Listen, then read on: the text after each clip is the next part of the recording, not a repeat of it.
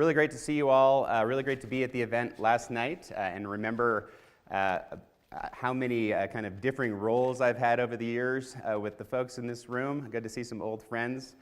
Just some background about me. I started at BLM, I guess 6 or 7 months ago. It seems like a little longer than that, but kind of my background with this community and actually at this event over the years, many years ago, or maybe not that many, about 15 years or so ago, I started my career working in the energy space with Davis, Graham & Stubbs as a lawyer, representing probably some of the companies in this room.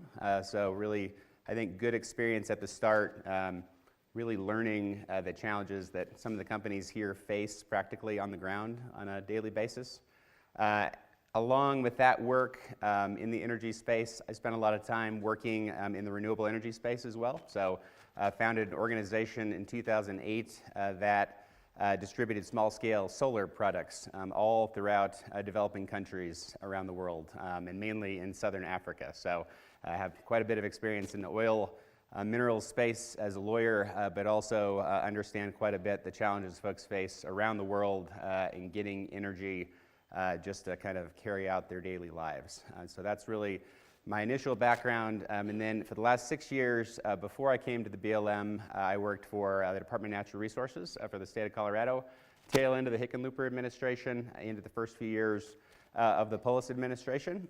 So spent a lot of time at DNR in the initial years doing legislative work for the agency. So you may remember me at these events coming to talk about orphan wells, talking about financial assurance in those years with the Hickenlooper administration.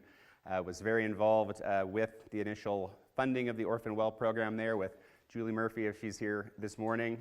So really working through setting up that program all the way through the conclusion or kind of end where it is now with the Orphan Well Fund. And then also worked to set up the Financial Assurance Technical Working Group. I forget what the acronym spells out there, but worked on that quite a bit. That led into some of the financial assurance rules later on or in the Polis administration. And then, of course, at the beginning of the Polis administration, I was very involved in Senate Bill 181 and later on in the wildlife rulemaking with some of my other friends here at CPW and my role as Assistant Director at DNR. So a lot of, I think, varied experience and involvement with you all in this room over the past 6 or 7 or maybe even 15 years. And now at the BLM, which, of course, plays a pretty strong role in energy development here in the space and occupies quite a bit of my time on a daily basis, kind of working through all the issues and challenges and relationships that we have in that space. So that's me. I guess I can tell you to kick the slide to the next one. Just a little bit of background about what we do. I won't read statistics. I don't really like slide presentations, but this is kind of where we are, our impact and involvement in the fluid mineral space, in particular here in Colorado. Again, a pretty significant chunk of the development that goes on here in Colorado goes on federal lands. So a lot of activity, continuing activity here in the state, as many of you, I think, are well aware. Next slide. Coal as well, of course, with some of the changes in legislation and regulation here in Colorado, I think we'll probably see this continue to decline a little bit over the years with some of the closures of power plants. But still a pretty significant amount of work in the coal space here in Colorado and pretty significant kind of use of our time these days working with our coal lessees. And then in the solar renewable space, this is a little bit of a new space for us. The 2012 environmental impact statement that was done on solar in Colorado actually excluded most BLM lands from solar development. So you haven't heard too much from us when it comes to solar. You will start hearing more. Right now, actually our main areas that would be available for solar, leasing solar development are down in the San Luis Valley, some solar energy zones that were designated down there in 2012. I think we have 3 of them now. That 2012 process, the reason it excluded a lot of the rest of Colorado for solar development was basically the technology at the time. Solar really wasn't efficient in a lot of the areas on the western slope because of shading, a number of other issues, and also any sort of kind of slope was excluded. I think it's anything over 5% grade was excluded from solar development, and a lot of Colorado is over 5% grade. So what that ended up saying is that I think 97% of BLM lands are essentially not available for solar renewable energy development here in Colorado. We are undertaking a new process right now that just kicked off a few months ago to look at the new science, actually west-wide. It's kind of a headquarters-led effort to really look at what other areas could be available for solar here in the state, what other areas will be viable. And so that process is going on right now. The initial public comment period closed just about a month ago, and we should have a draft out this summer. So for those of you that are involved in that space, on one of those solar energy zones down in the San Luis Valley, we actually do have a lease sale coming up here pretty soon as well, which is our first, I believe, so pretty exciting. Our world has changed a little bit over the past few months due to the Inflation Reduction Act and a lot of the changes in the Inflation Reduction Act. One of the main things that it did, and you can read this section up here, section 5265, really tied the BLM's oil and gas leasing process to rights away for solar and renewable energy development. So while Colorado doesn't have a lot of renewable energy development potential right now, many other states in the BLM do and have been developing quite a bit recently. And so this new mechanism essentially ties our ability to issue right-of-ways for renewable energy to the amount of land we're making available for oil and gas leasing. So kind of was part of the deal struck in the Inflation Reduction Act to make sure, again, that we are balancing our fossil fuel energy development along with some of these renewable energy resources. And related to that, we issued a number of IMs, I believe it was at the end of last year, beginning of this year, really to try to lay out or put in our policies some of the other pieces of the puzzle from the Inflation Reduction Act. So essentially a new process around expressions of interest, really a prioritization of the parcels that we want to make available for development. So trying to avoid areas that have big game habitat or cultural sites, things like that. And then as well, a lot of the changes to royalty rates, rental rates that were included in the IRA that we needed to incorporate into our policies. And I'm sure many of you that operate on federal lands are well aware of those changes. A couple more IMs. Again, really changes to the policy driven around the Inflation Reduction Act. I can get you all more information about this or make this slideshow available. That link there will get you a lot more details about those IMs, what they changed, and again, a lot of it was really directly from the Inflation Reduction Act and things that we were required to do by Congress. Another thing that popped up a couple months ago and has slowed our process and a few of the things that I'll talk about here in a minute, a decision out of the 10th Circuit Court of Appeals for our New Mexico state office, really striking down some APDs down there that were issued and the environmental analysis that was done around greenhouse gases. And this has been a pretty common theme for us in a number of our planning processes, in a number of our efforts over the past few years, being challenged in court over how we do our analysis of greenhouse gas emissions and impacts in our environmental impact statements and EAs. So this is the most recent issue that we had. I think that was a couple months ago. So really making sure, I think right now, as we move forward with some of the resource management plans that I'll talk about in a minute, as well as other decisions that we make, that we're getting that analysis correct, so we are not sent back and having to redo decisions that we've spent a very, very long time on at times. So this is just the most recent and something that we're taking a hard look at as we try to push out some of the documents that we'll talk about here in a minute.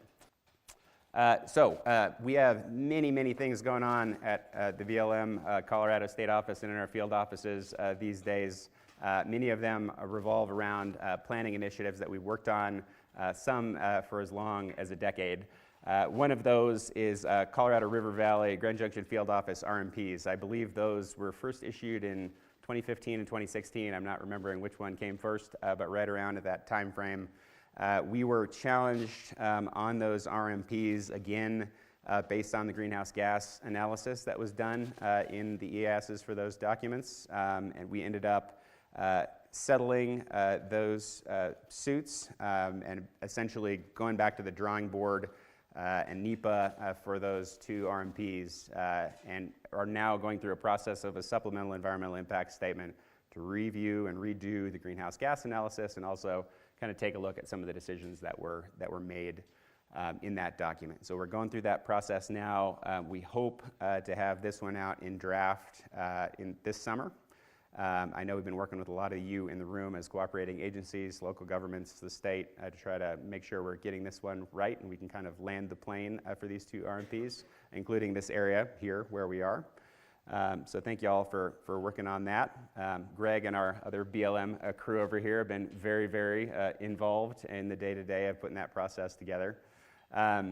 Somewhat related, but in the same area, we have the North Fork Mancos Master Development Plan that we've been working on. Similarly, we were challenged on the greenhouse gas analysis in that process, and that process ended up being remanded back to us to redo that greenhouse gas analysis. So we're in the process of going back and redoing the environmental analysis for that process now. Hope to have that out in the very near future. Again, kind of waiting on making sure we're have a sufficient analysis with the 10th Circuit decision that just came down on that one. So you'll see a theme here when it comes to greenhouse gases and a lot of the things that we're working on.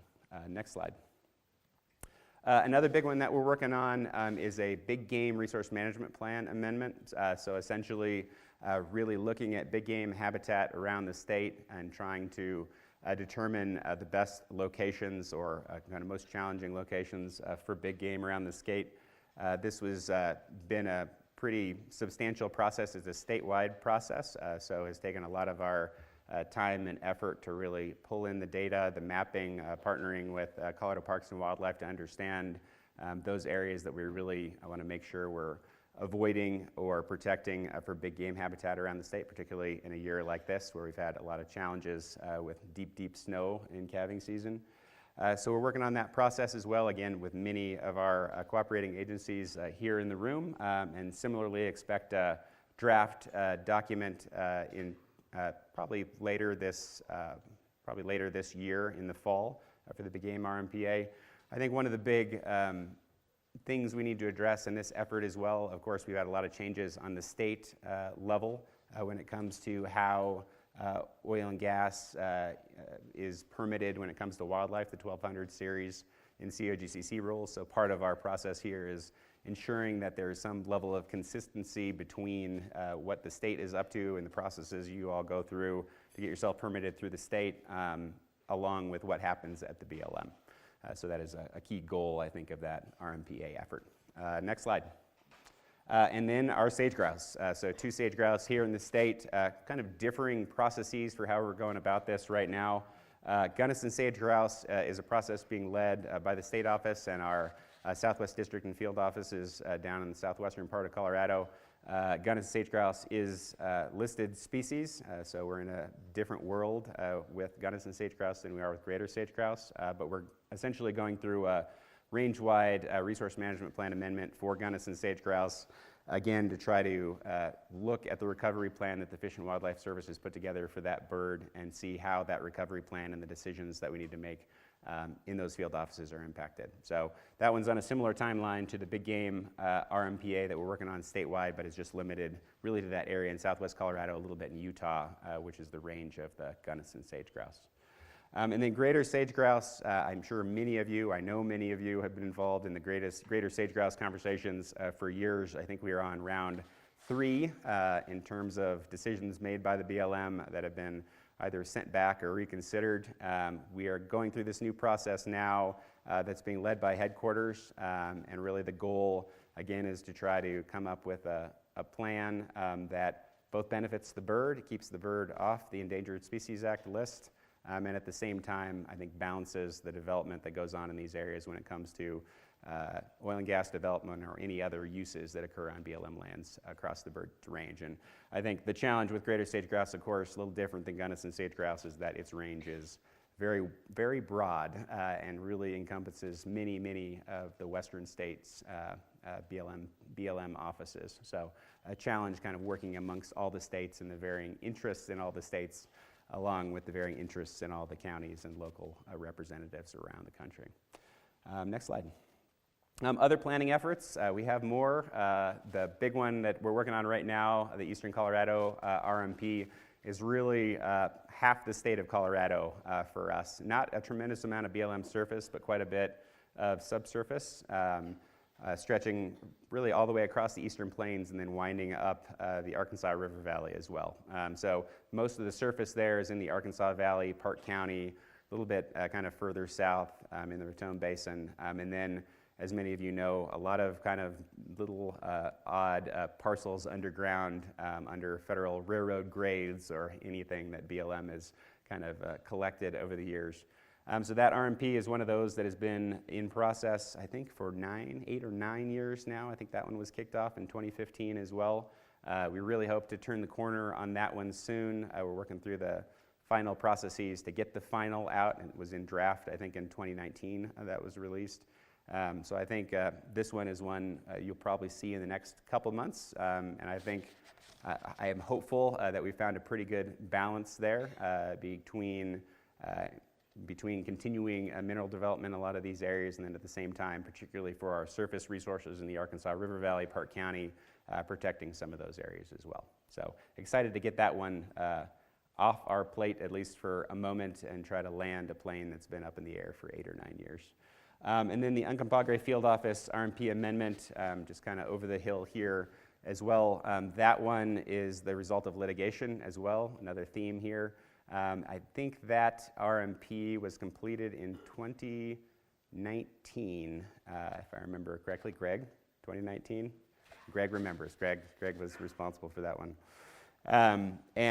Again, we're challenged a number of times, and so we'll be going back and doing some initial greenhouse gas analysis and initial work on that RMP when some of these other ones are done. So plenty going on the planning front in Colorado. I think probably more going on the planning front in Colorado than any other BLM state. It's something we talk with headquarters quite a bit about. Next slide. And then Thompson Divide, of course, also right over the hill here. We are moving forward with a withdrawal of mineral development in the Thompson Divide. Certainly a long conversation that many of you have been involved with over the years.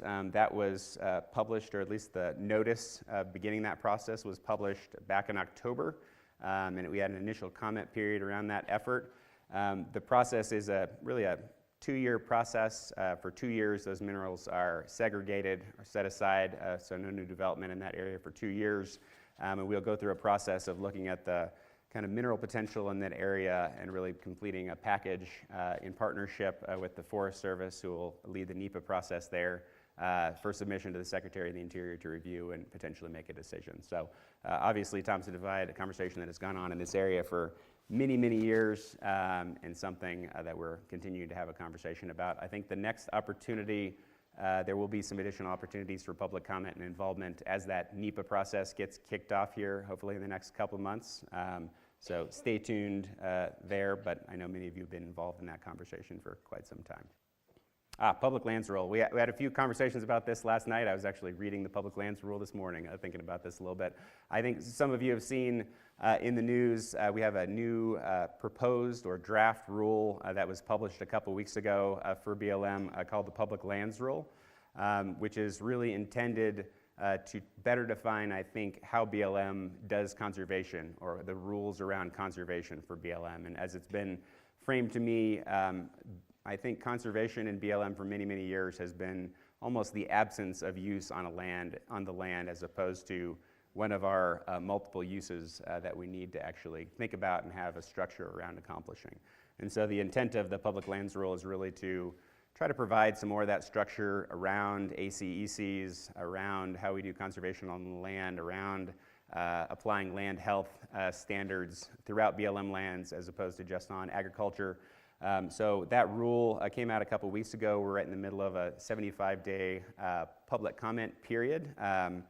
Along with some of the conversations I had last night, I would encourage you all to sit down, read the rule as a start, and comment. I think for various industry groups and other stakeholders that are involved on BLM lands, and the very many uses that we have on BLM lands, I really do think this rule, if you dig into it, really will have some good things for everybody. I think in the oil and gas space, one of the interesting things in this rule is to really think about how we do compensatory mitigation, or really offer up some new possibilities for compensatory mitigation when we're developing oil and gas projects. And so For example, I worked on this a lot at the state. I think when you do compensatory mitigation projects these days, a lot of times those projects end up being on private land because it's hard to do conservation on federal lands and ensure that you're going to get those long-term impacts just because of the processes that we have. So my hope is that some of the information in this rule will allow us to put some of the funding for compensatory mitigation projects, some of the resources actually back into BLM lands to ensure that we're revitalizing habitat on BLM lands, for example, and really working on restoration. And I think this is kind of the end of my presentation here, but I really do, in addition to the kind of public lands piece of the public lands rule, really view it almost as a restoration rule as well. I think one of the challenges we've had over time is that there's a tremendous amount of work to do on BLM lands in terms of restoration and putting funding into restoration on BLM lands. And so hopefully this will give us a tool to try to get some more of those resources into the landscape, into doing projects that can actually take hold over a period of time through a conservation lease or something like that. So I will leave it at that here with 10 minutes or so left. I'm happy to take any questions or punt any very detailed questions to our BLM team over here. But yeah, I think that's the last of my slides, unless I'm forgetting. There you are, questions. All right. Anybody have questions? Your plans for putting wind on BLM? Sure. So there, I think, as you mentioned, I think one of the constraints with wind and one of the reasons that you don't see it on the western slope here as much is the variability of the wind resource. I think even as I was driving over here this morning, I walked out of the hotel and there was no wind, and then as I was driving down I-70, there were gusts and dust blowing across the wind out of nowhere. And so I think the challenge with the wind resource in this area here is just the variability, and sometimes it's 100-mile-an-hour winds, sometimes it's nothing. And so that's, I think, challenging just from a technology standpoint, building wind in this area. I think similar to the solar process, I don't know if we're actually exclusion for wind. I know there was on the similar timeline of the 2012 solar EIS, there was also a kind of wind EIS that was developed. I know there is some contemplation at the headquarters level of trying to go back and doing a similar process for wind as we're going through right now for solar, and looking at the technology again and thinking about if those decisions or review that we did 10 years ago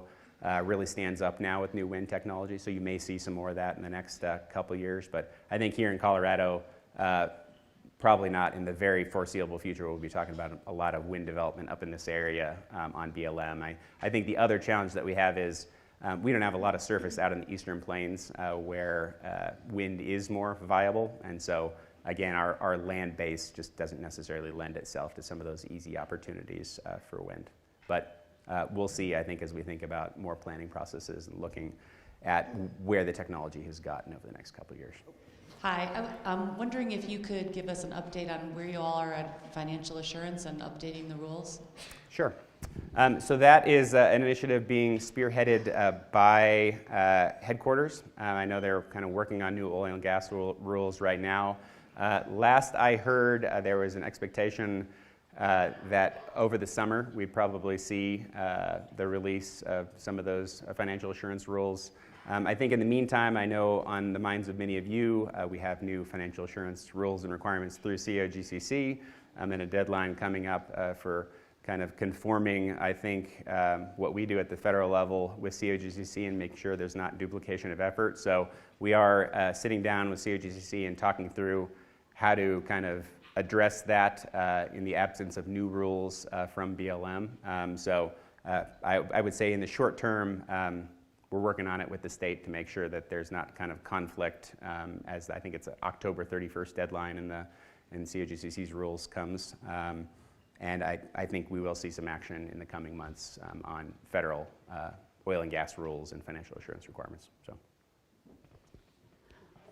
Hi. Hi. Quick question. So you talked about consistency with the COGCC, BLM, RMP for big game.